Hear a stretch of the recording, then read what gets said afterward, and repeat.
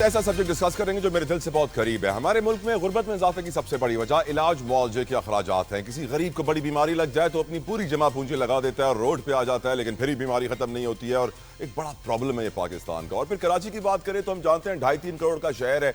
यहाँ पे जो सरकारी इंफ्रास्ट्रक्चर है वो नाकाफी है, क्योंकि पूरे सिंध बल्कि पूरे पाकिस्तान से लोग यहाँ आते हैं। इवन दो कि सिंध गवर्नमेंट ने NICVD हो, घम्बट इंस्टीट्यूट हो, वहाँ बहुत अच्छा काम हो रहा है, लेकिन वी नीड मोर इंफ्रास्ट्रक्चर। हमें ज्यादा पेशेंट्स को ट्रीट करने के लिए हॉस्पिटल्स चाहिए। एट द सेम टाइम मुखैर हज़रात की मदद से, डोनर्स की मदद से बड़ा अच्छा काम हो रहा है, जिन कामों में इंडस हॉस्पिटल सर फहरिस्त है। लेटेस्ट खबर यह है कि एक बड़ी खतरनाक बीमारी का बड़ा महंगा इलाज है जो बड़ी मुश्किल से पाकिस्तान आया है और उसको पाकिस्तान लाने में कामयाबी हासिल की है इंडस हॉस्पिटल ने। और इस पर डिस्कशन करने के लिए मेरे साथ मौजूद हैं डॉक्टर मोहम्मद फरीदुद्दीन साहब, जो कि हेड ऑफ डिपार्टमेंट हैं पीडियाट्रिक। थैंक यू डॉक्टर साहब फॉर योर प्रेशियस टाइम। अस्सलाम वालेकुम, बहुत बहुत शुक्रिया आपके वक्त का। डॉक्टर साहब, इस बीमारी के बारे में हमें बताइए, ये क्या बीमारी है, इसकी थोड़ी डिटेल से हमें आगाह कीजिए। जी बहुत शुक्रिया, जज़ाकल्लाह खैर, आपने मुझे इधर मदऊ किया। देखिए, ये एक बीमारी है जिसको हम सिस्टिक फाइब्रोसिस कहते हैं। सिस्टिक फाइब्रोसिस जो है ये एक ऐसी बीमारी है जो कि बेसिकली जेनेटिक डिजीज़ है। और ये जेनेटिक डिजीज़ हम कहते हैं जो कि फैमिली के अंदर रन कर रही हो, जो कि आबा अजदाद से चलती भी आ रही हो, जिसके जीन्स जो हैं वो फैमिली के अंदर रन कर रहे हो। अब ज़रूरी नहीं है कि पेरेंट्स को या ये कि बहनों भाइयों को या फिर किसी और को भी ये वाली बीमारी हो, लेकिन ये चीज़ ज़रूर है कि ये कि पहले भी कभी किसी न किसी को ये बीमारी हुई होगी या उसके जीन्स जो हैं वो बच्चे में ट्रांसफ़र हो रहे हैं। और कैसी बीमारी है सर? ये एक ऑटोसोमल रिसेसिव बीमारी कहलाती है, यानी कि हर वो बच्चा जो कि इधर पैदा हो रहा है उसके अंदर एटलीस्ट 25% चांसेस हैं कि वो बीमार हो सिस्टिक फाइब्रोसिस के साथ, बशर्ते कि दोनों पेरेंट्स के अंदर एक एक जीन मौजूद हो जो कि बच्चे के अंदर आ रही हों। और जब ये बीमारी आ जाती है, जब ये बीमारी ट्रांसमिट होती है, तो आइडियली ये बच्चे वो होते हैं जो कि जब ये पैदा होते हैं तो वहीं से प्रॉब्लम स्टार्ट हो जाता है। और उसके अंदर सबसे पहले इनके अंदर होता ये है कि जो ये पहला बच्चा जो कि एक स्टूल पास करता है, पखाना करता है, वो या तो ये कि फंस जाता है या फिर ये कि वो फिर मुश्किल से पास कर रहा होता है, या कभी कभार अगर वो पास करता भी है तो वो देर से पास करता है। अक्सर औकात ऐसे बच्चों को ऑब्स्ट्रक्शन हो जाती है आंतों के अंदर और कभी कभार ऑपरेशन की भी ज़रूरत पड़ जाती है। जैसे जैसे बच्चे ये बढ़ते जाते हैं, इनको दो बुनियादी प्रॉब्लम ज़्यादा होते हैं। ये इनकी एक जो जीन होती है जिसको हम कहते हैं CFTR जीन, यानी cystic fibrosis trans regulator gene. ये कि जो हमारे सेल के अंदर होती है ये वाली जीन, और इसकी प्रॉब्लम की वजह से ये कुछ सिक्रीशंस हैं जो कि बच्चे के फंस जाते हैं, गाढ़े हो जाते हैं और ये कि वो बाहर एक्सपेल नहीं होते। और बुनियादी तौर पर दो ये के ऑर्गन्स हैं जहाँ पर सबसे ज़्यादा ये अफेक्ट करता है। नंबर 1 फेफड़े और नंबर 2 इंटेस्टीन।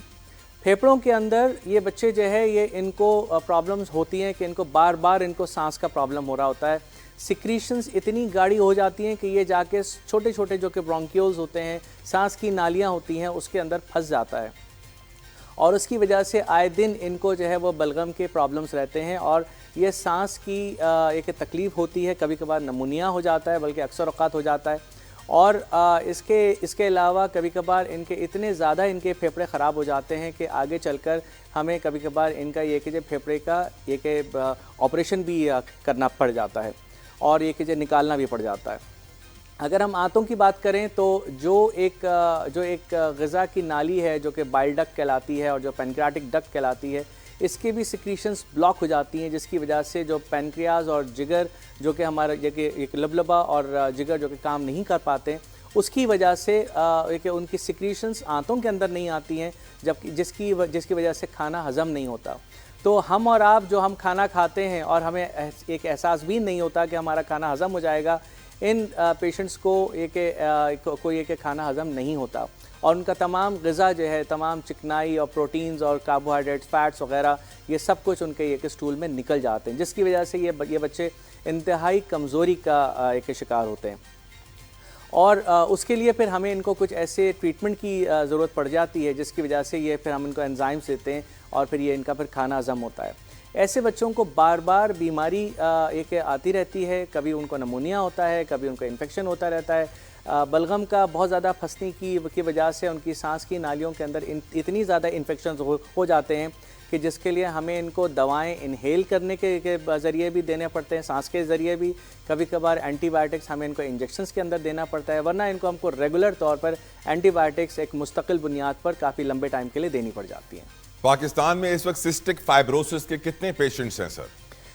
ये एक मिलियन डॉलर क्वेश्चन है, और वो इसलिए क्योंकि अभी तक के पाकिस्तान के अंदर कोई एक्चुअल डाटा नहीं है। अभी हम इसमें प्रोसेस में हैं कि हम एक अदद सिस्टिक फाइब्रोसिस की हम रजिस्ट्री बना सकें, और उम्मीद है कि इंशाल्लाह ताला आने वाले वक्तों के अंदर हम तमाम पेशेंट्स का हम डाटा ले सकते हैं। लेकिन एक मोहतात अंदाजे के मुताबिक कम अज़ कम 2500 से 3000 बच्चे इस वक्त या पेशेंट्स इस वक्त मौजूद हैं।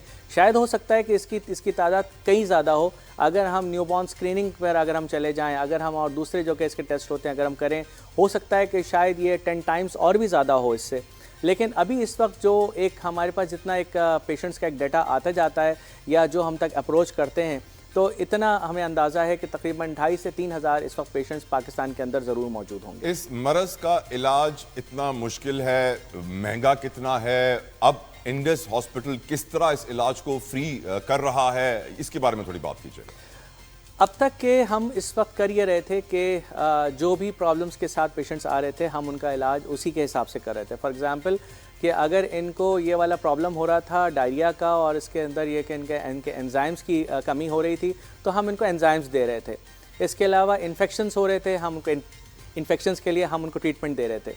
लेकिन ये सब कुछ एक वक्ती तौर पर एक चीज़ होती है कि जैसे जैसे प्रॉब्लम्स होते जा रहे हैं हम उसके हिसाब से हम करते जा रहे हैं। इंडस हॉस्पिटल के अंदर अल्हम्दुलिल्लाह इस वक्त तमाम वो एक फिजिशियंस मौजूद हैं जो कि इस तमाम चीज़ों को एक साथ देख सकते हैं, जिसके अंदर गैस्ट्रो के, पल्मों के, आईडी के, रेडियोलॉजी के, लैब के, ये सब के सब मौजूद हैं। और रिसेंटली अभी हमने इधर इंडस हॉस्पिटल के अंदर हमने ये वाली जो कि इनकी जेनेटिक टेस्टिंग है वो भी अभी हमने स्टार्ट कर दिया। पाकिस्तान में पहली दफ़ा जेनेटिक टेस्टिंग जो है वो इधर इंडस हॉस्पिटल के अंदर स्टार्ट हुई है। और इसका जो बुनियादी प्रॉब्लम, जैसा कि मैंने बिल्कुल शुरू में मैंने आपसे एक जिक्र किया कि ये एक CFTR जीन की वजह से होता है, तो इसका जो वाहिद इलाज है वो ये है कि जीन थेरेपी हो सकता है, यानी कि जीन के अंदर जाकर जीन को बिल्कुल ठीक कर दिया जाए। लेकिन अभी इस वक्त ये कि दुनिया के अंदर काम हो रहा है इसके ऊपर, और उम्मीद है कि अल्लाह ने चाहा तो इंशाल्लाह उसका भी इलाज निकल के आ जाएगा। लेकिन एक और उसका अल्टरनेटिव ट्रीटमेंट स्टार्ट हो गया है, और वो है जिसको हम कहते हैं जीन मॉड्यूलेटर थेरेपी। और जीन मॉड्यूलेटर थेरेपी ये वाली जीन दरियाफ्त हुई थी 1989 के अंदर, 1989 के अंदर। लेकिन ये कि इसकी जो थेरेपी या इसके लिए जो ट्रीटमेंट के बारे में जो ये कि दरियाफ्त हुआ वो 2012 में दरियाफ्त हुआ, जिसका नाम था उस दवाई का आइवा कैप्टर के नाम से। और इसी तरह से फिर उस पर और मज़ीद रिसर्चेस हुई, और 2019 के अंदर या शायद 2018 होगा, उसके अंदर एक जो दवाई लॉन्च की गई जिसका नाम था ट्राइकैफ्टा। ट्राइकैफ्टा के अंदर ये आइवा कैप्टर भी मौजूद है, और इसके अलावा 2 और इसी तरह की दवाएं मौजूद हैं, जिसका काम ये है कि ये जाकर जीन के अंदर ये कि जाकर उसको थोड़ा सा उसकी एक खासियत को चेंज करता है, और इसके अलावा उसके एक फ़ंक्शन को बेहतर कर देता है, जिसकी वजह से ये वाली दवाई जो है वो दुनिया भर में, समझें इस वक्त दुनिया भर में ये कि 2019 के अंदर ये दवाई FDA ने अप्रूव कर दिया था, जो फेडरल ड्रग अथॉरिटी है फॉर ये कि मेडिसिन। लेकिन और ये कि दुनिया भर के अंदर 90% से भी ज़्यादा ये कि जगहों पर ये दवाई इस्तेमाल हो रही थी। लेकिन ये दवाई काफ़ी ज़्यादा महंगी है, और उसके बाद में इससे आप अंदाज़ा लगा लें कि तकरीबन यानी एक बच्चे का या एक मरीज़ का 1 साल का ट्रीटमेंट जो है वो तकरीबन 8.5 से 9 करोड़ रुपए का है। और अगर हम ये कि महीने का अगर हम ट्रीटमेंट लगाएं तो तकरीबन 80 से 85 लाख रुपए का है। और अगर हम गोलियों के हिसाब से लगाएं, क्योंकि रोज़ाना की 3 गोलियां लेनी है, तो तकरीबन 1 लाख रुपए की एक गोली पड़ती है। लेकिन बहरहाल अल्हम्दुलिल्लाह ये इंडस हॉस्पिटल की काविशों की कैसे इंडस हॉस्पिटल सर इतनी बड़ी अचीवमेंट करने में कैसे कामयाब हुआ? कुछ तो होंगे अनसंग हीरोज। जी बहरहाल इसमें देखिए ये कि हमारी पूरी एक अल्हम्दुलिल्लाह टीम है और कि इसके अंदर कुछ हमारी तरफ से भी कोशिशें हुई। मैं हम इसलिए कहूँगा क्योंकि मैं इसके अंदर अकेला नहीं हूँ। मेरे साथ इसमें पूरी टीम है और ये डॉक्टर अब्दुल बारी का एक मिशन और विजन, प्लस इसके अलावा हमारे CEO प्रोफेसर ज़फ़र ज़ैदी साहब, और इसके अलावा पूरी एक टीम एक मौजूद है जिसने हमको इधर काफ़ी इसके साथ हमारे साथ हमें एक मौका दिया। प्रोफेसर शामिल अशरफ हैं जो कि एक मेडिकल डायरेक्टर हैं, और इन सब की वजह से और इनका मुझे बहुत सपोर्ट होने की वजह से हमने फिर इनको लिखा, हमने इनसे बात की ये के बाहर में और ये के बाहर के उधर मुल्क में, और US से ये फिर ये कि उनसे नेगोशिएशन हुई और अल्हम्दुलिल्लाह उन्होंने अभी हमारे फ़िलहाल 51 पेशेंट्स के लिए उन्होंने अप्रूव किया और ये उन्होंने हमसे कमिट किया 5 साल के लिए। और अभी ये वाली मेडिसिन ना सिर्फ ये कि आ गई है बल्कि अब तक के इसके ये कि 2 खुराकें अब तक हम बच्चों को, अब ये पेशेंट्स को हम दे भी चुके हैं। हमारे पास इस वक्त 6 साल से बड़े बच्चों से लेकर तकरीबन 35 साल के बल्कि 37 साल के भी ऐसे पेशेंट्स हैं जिनको अभी हम ये ट्रीटमेंट दे रहे हैं। और ये अरबों की दवाई है, मतलब और एक हमें उम्मीद है कि बल्कि इनफैक्ट अभी जब मैंने उनसे और लिखा, मैंने कहा ये मेरे पास अभी और मरीज़ आ गए हैं तो हम क्या करें, तो उन्होंने कहा कि नहीं, आपका हॉस्पिटल जिस किस्म का रेप्यूटेबल हॉस्पिटल है, हम आपको और मजीद दवाएं देने के लिए भी हम पीछे नहीं हटेंगे, हम आपको और मजीद दवाएं भी देते हैं। सारे डोनर्स का शुक्रिया हमें अदा करना चाहिए इस प्लेटफॉर्म से भी। डॉक्टर साहब, लास्ट क्वेश्चन, ये इस बीमारी से हटके है, हमारी कौम के बच्चों की सेहत के हवाले से आपके क्या तहफ़्फ़ुज़ात हैं? बच्चे आप जानते हैं स्क्रीन्स में भी लगे रहते हैं, ईटिंग हैबिट्स भी सही नहीं है, बीमारियां बढ़ रही हैं, कुछ इसके ऊपर आप आखिर में बात कर दें तो I will be grateful sir. जी बहुत शुक्रिया। देखें, ये एक मैं कहता हूँ कि ये असल हमारा हेल्थ प्रॉब्लम ऑफ पाकिस्तान है, और सबसे बड़ी बात साफ़ पानी का एक ना होना, क्योंकि मैं समझता हूँ कि 70-80% बीमारियां जो हैं वो साफ़ पानी और प्रॉपर सैनिटेशन के ना होने की वजह से। तो सबसे पहली बात तो ये है। इसके अलावा सेकंड बात, प्राइमरी इम्यूनाइजेशन जो है वो एक होना बहुत ज़रूरी है। हमारे यहाँ ऐसे बहुत सारे लोग हैं, इवन ये जो शहरी आबादी के अंदर ऐसे बहुत सारे पेशेंट्स हैं जो कि आते हैं और जो कि जिनकी अभी तक के इम्यूनाइजेशन हुई तक के नहीं होती। और फिर इसके अलावा सबसे बढ़कर अब बच्चे जो है, अब उनका सेडेंट्री लाइफस्टाइल हो गया है। ये बच्चे अब अगर आप इनसे बात करें कि जी कि पार्क में जाएं और खेलें या कुछ और, तो पहले या तो ये कि उनके वालिदैन भेजना नहीं चाहते कि जी कि हम कहाँ पर भेजें, और अगर भेज भी देते हैं तो वो भी फिर बहरहाल अपने अलग इश्यूज़ के साथ होते हैं। तो मेरी सबसे गुजारिश यही है कि बच्चों के अंदर फ़िज़िकल एक्टिविटी ज़्यादा रखिए, उनको जो है उनको किताबें पढ़ने का उनको एक शौक़ दिलाइए, उनको खेलने कूदने का, उनको अच्छी सेहत के लिए अच्छी ग़िज़ा दीजिए। ये तमाम चीज़ें जितनी जब बाहर के जो कि जंक फूड है, इसको जितना ज़्यादा आप अवॉइड कर सकते हैं वो ज़्यादा अच्छा है। तो यही अगर आप कर लेंगे तो मैं समझता हूँ कि इसका एक बहुत बड़ा इम्पैक्ट पड़ेगा।